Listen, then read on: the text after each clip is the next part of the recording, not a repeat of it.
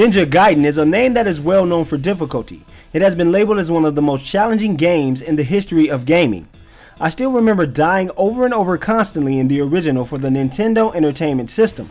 Now with the loss of Tomonobu Itagaki as the overseer of the Ninja Gaiden project, it looks like it's up to Team Ninja to make Ninja Gaiden relevant again. Can they stir up a slick assassination attempt, or will they be caught in a bloody mess?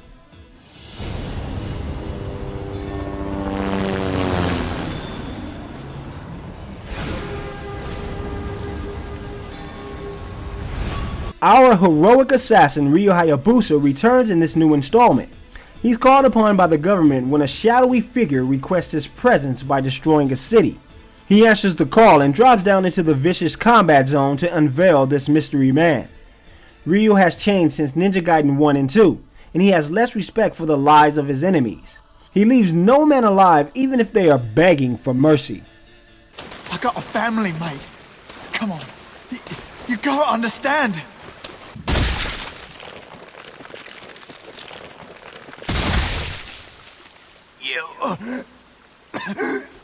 You're not human.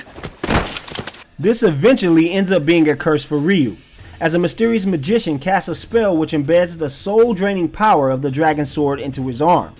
The anguish of everyone that he has ever killed inflicts his body and spreads like a disease. If Ryu doesn't find the man behind the curse, both he and the world could be destroyed. The story is given a sense of urgency, with Ryu constantly on the verge of death. Players will frequently see Hayabusa being tortured by the disease inside of his body. There will be moments during gameplay where he will be nearly debilitated by it. This is quite possibly the most interesting part of the story, as the rest of it is victim to generic villain syndrome. The storyline follows a large conglomerate with incredibly ridiculous ambitions. It's all pretty much nonsense, but I can't say that I've ever paid too much attention to a Ninja Gaiden story anyway. But even when I did, they were all more interesting than this.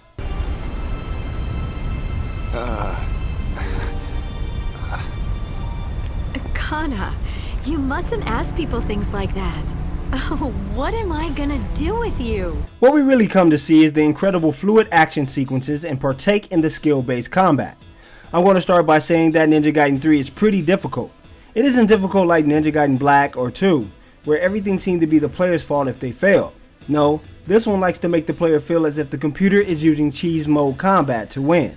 If the AI isn't using horrible camera angles to hit you from unknown locations, the game becomes much too easy via the new Still on Bone mechanic.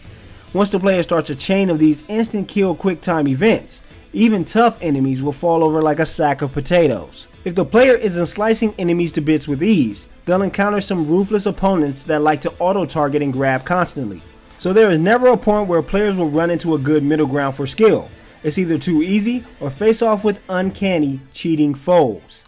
The bosses are also the worst part of this, as they are never truly fun battles like in previous games. Players are instead faced with gigantic bosses that just end up being simple pattern-based jaunts. The game also likes to throw in uninteresting action sequences from time to time. They usually have the player gliding off of a building, climbing up a wall, or moving across a chasm via a rope. The flying through the air sequences are accomplished by quick time events. The climbing and rope areas are conquered by switching back and forth between the top buttons.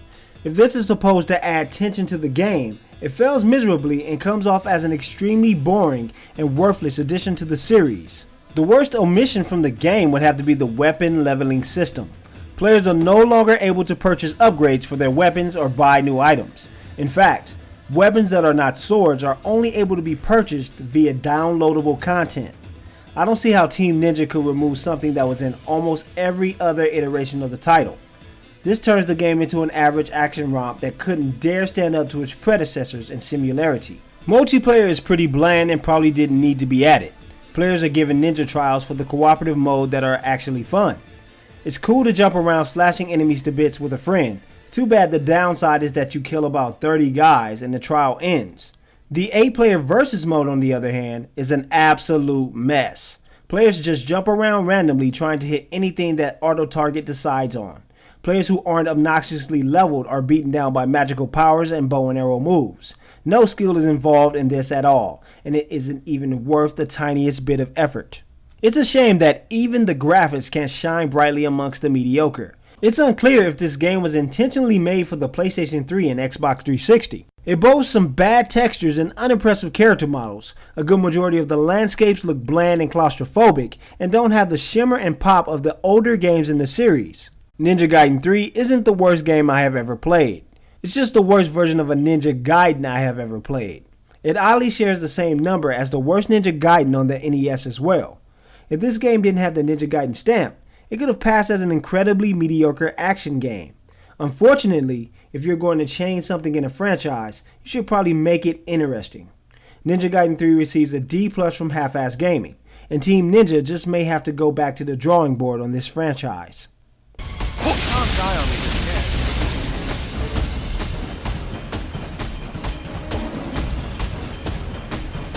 Only a little ways to go. I'll be waiting on the Black Narwhal.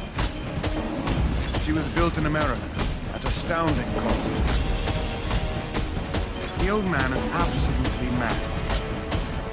He'd kill anyone in his way, family or not. You saw for yourself when he tried to kill you. Going along with that wasn't easy. Man, I hate the cold. Hope you don't mind if I leave first.